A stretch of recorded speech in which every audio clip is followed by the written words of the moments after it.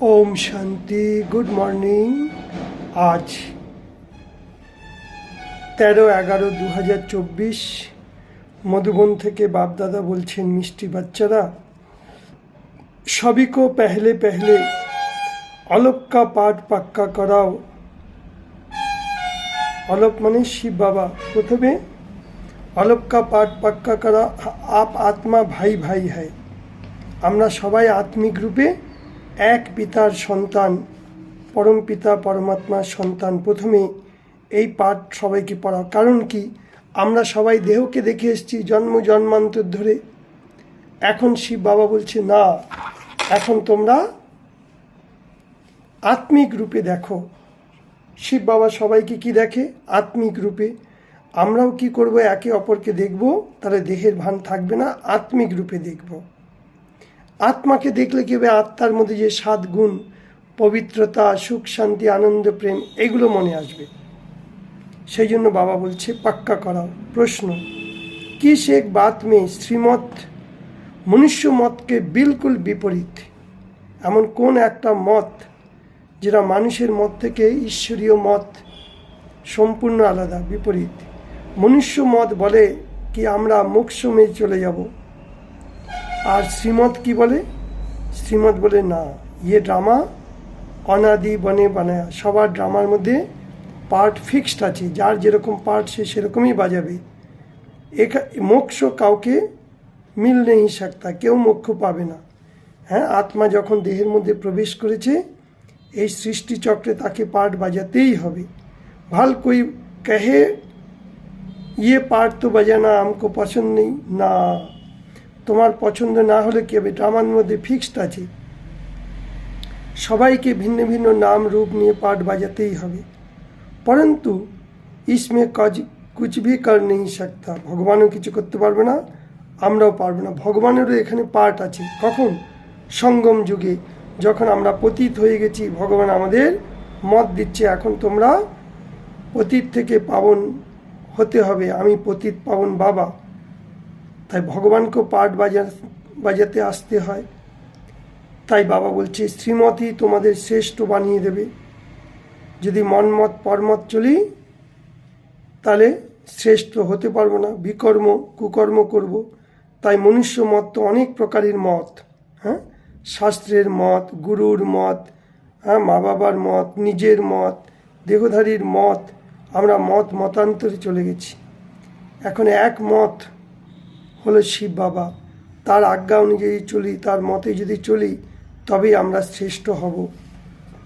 তাই বাবা বলেছে বুদ্ধিতে যেন সদাই নেশা থাকে।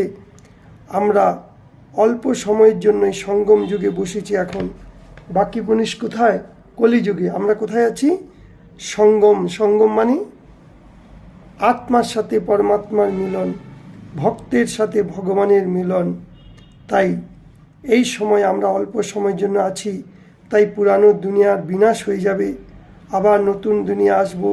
তাই ট্রান্সফার করো যা কিছু আছে পুরানো দুনিয়ার, এগুলো কিচ্ছু সাথে যাবে না। এই জন্য বাবা বলেছে বুদ্ধিযোগ।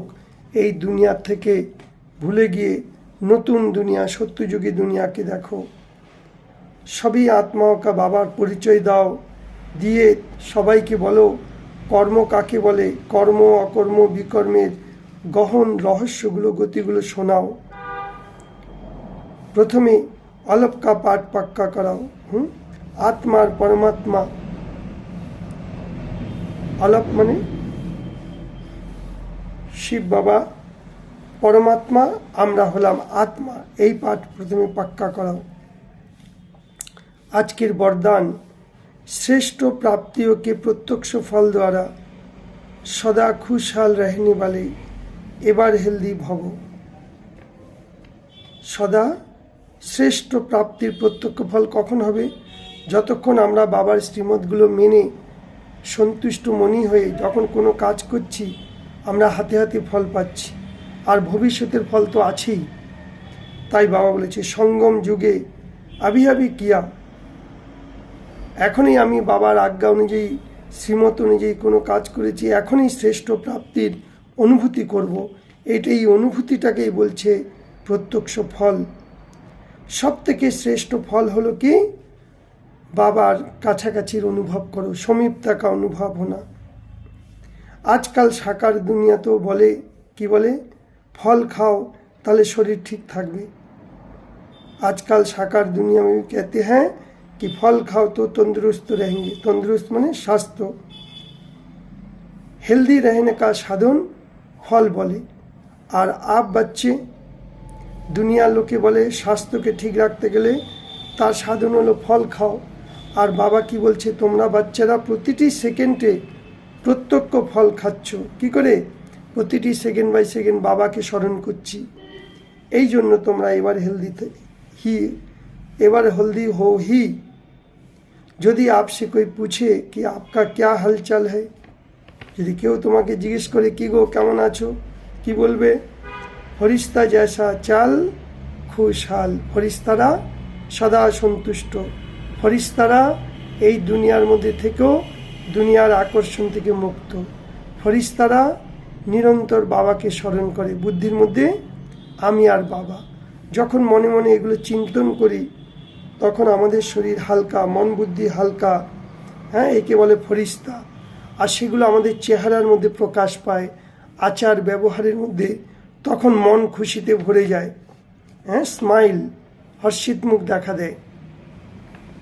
স্লোগান, सर्व की दुआओं के खजाने के सफल संपन्न बनो तो पुरुषार्थ में मेहनत नहीं करनी पड़ेगी।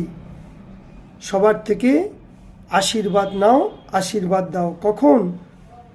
যদি বাবার শ্রীমত পর চলি, সন্তুষ্ট হয়ে একে অপরকে সময় পর সহযোগ দিই, হ্যাঁ, দোয়ায় একটা খাজানা, একটা সম্পত্তি। এই সম্পত্তিতে যে সম্পন্ন হবে সেই পুরুষার্থে আর কোনো মেহনত করতে পারবে না, মেহনত থেকে মুক্ত হয়ে যাবে। ওম শান্তি।